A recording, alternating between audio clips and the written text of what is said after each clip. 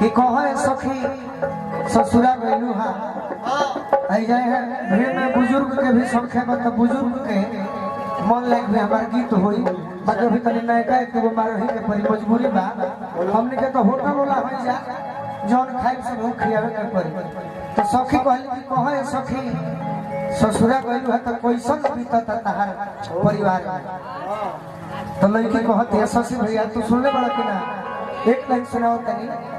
लड़की कहते कि एक और लहरता अंजलि अंकल थोड़ा सा खिदमत में पेश करता हूँ क्षमा फरमाएंगे कि एक और लहरता अरे एक और बुतलबा एक और लहरता एक और बुतलबा एगो खड़हर एगो कोरा धके सुतलबा हमरे पसब के अरे मान मानी बढ़ता तो लड़की कहते मन मानी बढ़ता मने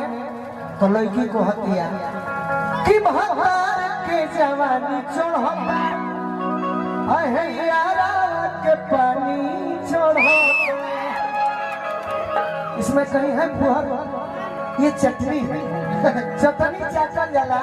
और चटनी थाली के कोना में रहेले अभी ना कि भातों से बेसी ले लो तो पेट खराब हो जाई और पेट खराब हो जाए तो दूसरा के खेत बिगड़ और हम गाना गइले रही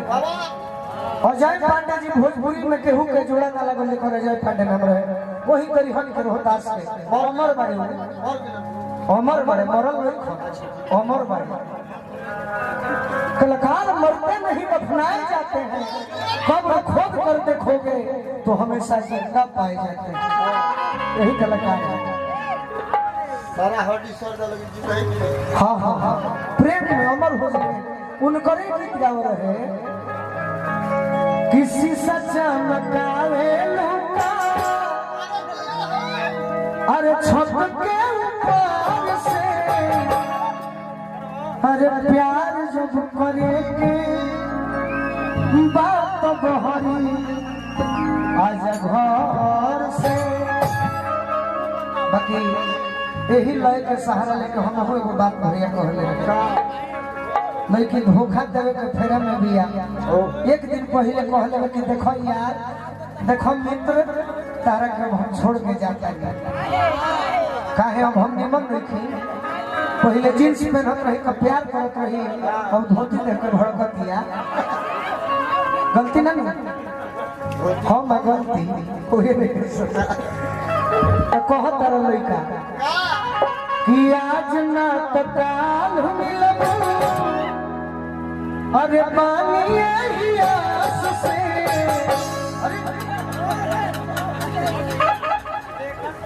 का नृत्य रहे क्या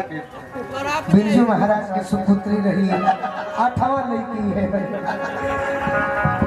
कि आज न काहे रुसतन काहे खिसियाई बड़ू जान ले बुका हो अब बोला हमार सुगनी परान ले बुका हो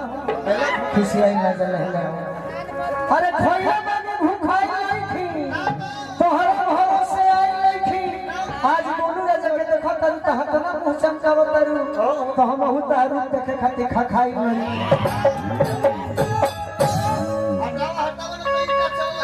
हम लगलू बने बात सुनो प्यारी कि आज ना तो कहां मिलब अरे पानी यही आस से काहे से की अरे प्यार हो करी बहुत पहले कलास से प्यार हो करी बहुत पहले आज ना तो प्राण मिलब पानी यही आस से आज ना तो प्राण मिलब पानी यही आस से प्यार हो करी बहुत पहले कलास से प्यार हो करी बहुत पहले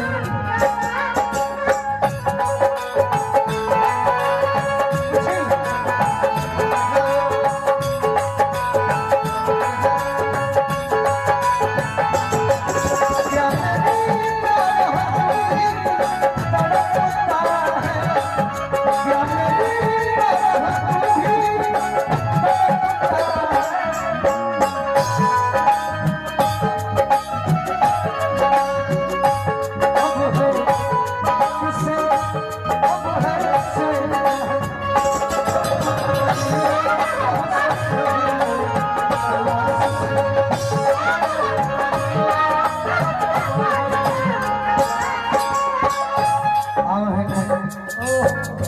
तू ही हमार प्रेमिका रहू कि तहरा चौकन में पढ़ाई तक ना करी ना तो हमार सब भैया हमारा के पढ़ावे से बाज नहीं तब केहू पूछेला तो कहले कि ग्रेजुएशन कर लेले बाकी हवा बदल करके बाकी हम कहत लगो केहू में जादा हमरा दीपक भैया बानी के ना खड़ा रहो तो फिर यही से हमारा मन लागत नहीं था और सामने आके बोल से हमारे पिताजी भी ना तो बड़ी हमारा और मन लागे बोलवे में आई सामने आ जाता हमारा बड़ा सब है कर ले आई अरे बहुत जगह एक करे